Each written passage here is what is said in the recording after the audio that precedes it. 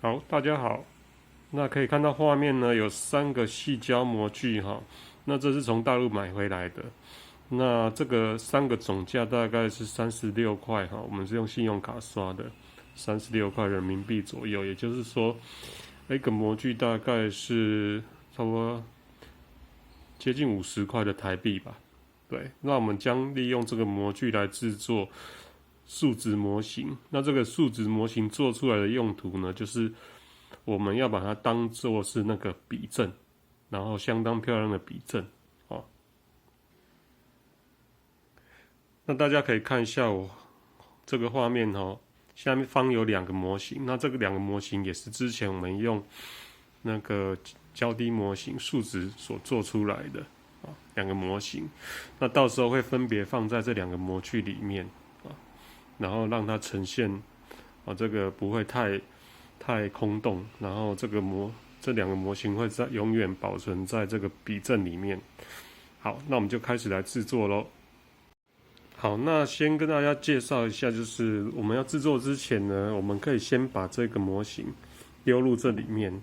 好，然后我们去水龙头加水，然后看水加到满之后，再把水直接倒到这个杯子里面，然后看杯子里面含有多少的水分。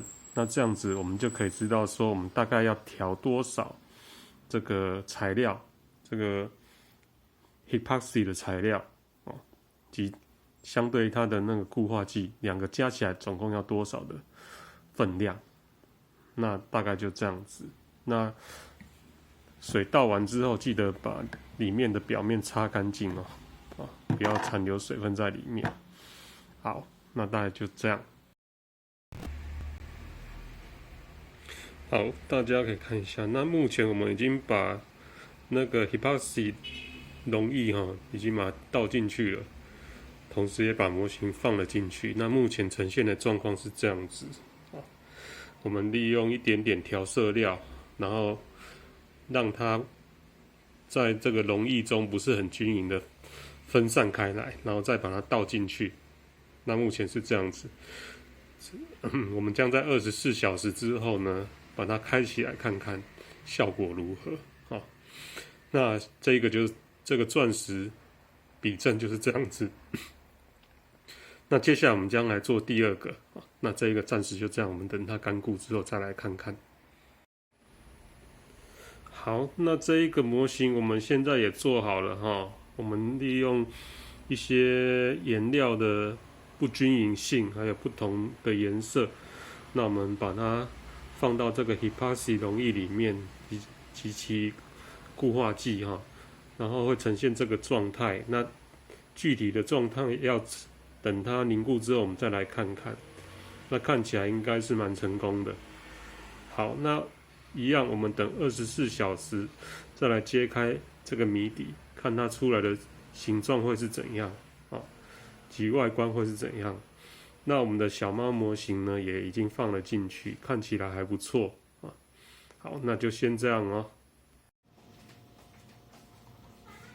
好的，那现在经过了1天的时间哈，我们已经把这3个那个数值模型给做好了。那昨天介绍了2个，那另外我还要做一个哈，就是右边这一个，这个叫做飞向云中的乌龟啊。我们把一只乌龟模型放了进去。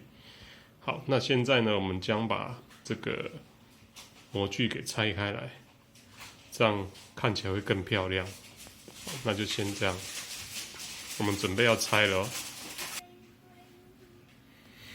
那大家可以看一下，我们美丽的钻石呢，已经从模具脱开来了，可以看一下哦。那接下来我们将再拆另外一个。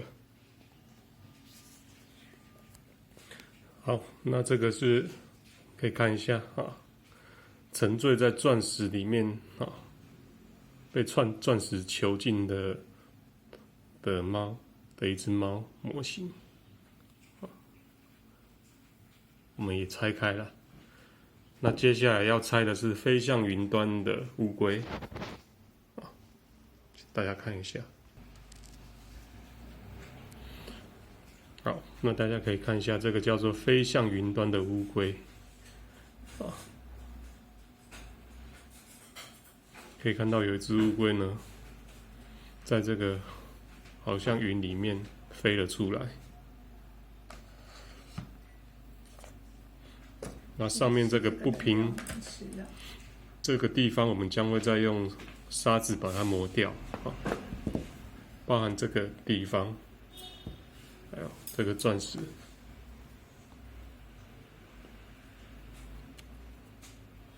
这3个里面都包含着不同的模型，那分别都代表不同的含义，给大家看一下。那这3个是刚脱模完之后的模型的模具，哈，基本上没有任何的损伤，可以一再的重复使用。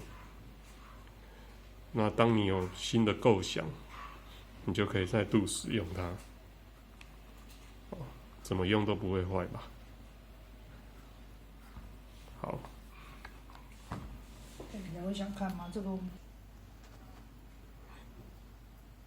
好，那这个就是我们今天的艺术创作品哈，跟大家介绍一下。那这个部分我们将会再做一些研磨之后，让它表面呢更加的美丽。那这个也是一样，沉醉在钻石里面的猫的作品。那这部分我们会再研磨。那这个也是，飞往云中的乌龟。这不是他的喇叭射手吗？是。那这个的用途呢，就是可以用来观赏，然后做指正或笔正，啊，当然你也可以放在那个储藏柜里面做装饰，啊，展示柜里面的。好。那就这样子了。如果大家有兴趣呢，可以尝试制作看看。好，谢谢各位，拜拜。